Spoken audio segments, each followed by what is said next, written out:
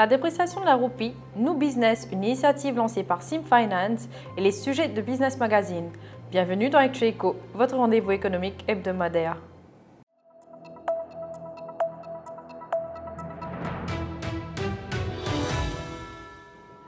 La Banque centrale a acheté du dollar dans un contexte de la dépréciation de la roupie.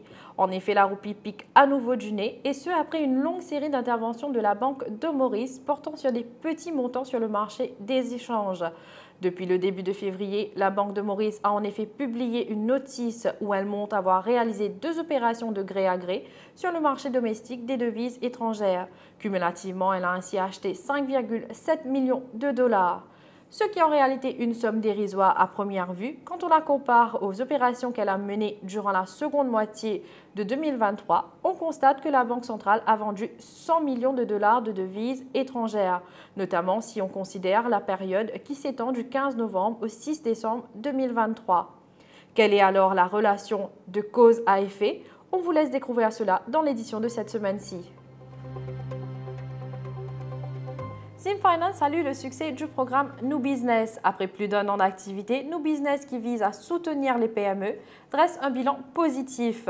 Dans le cadre de ce projet multifacette, les sessions Meetup qui permettent aux entrepreneurs d'être connectés ont été tenues avec succès.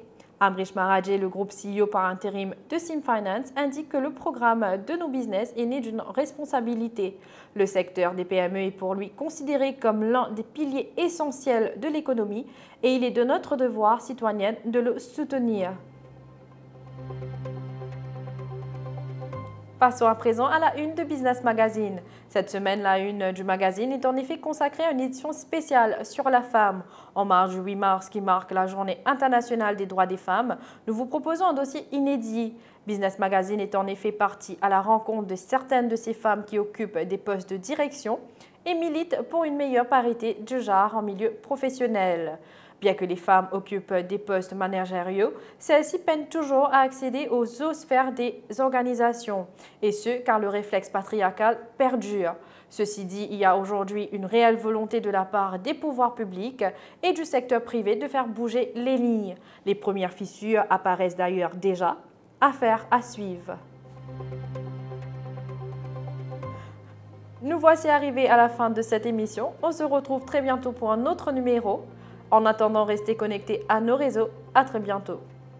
Retrouvez dès aujourd'hui Business Magazine dans les supermarchés et en version numérique sur kiosque.lasentinelle.mu. Abonnement et livraison à travers l'île à 4 590 roupies par an seulement.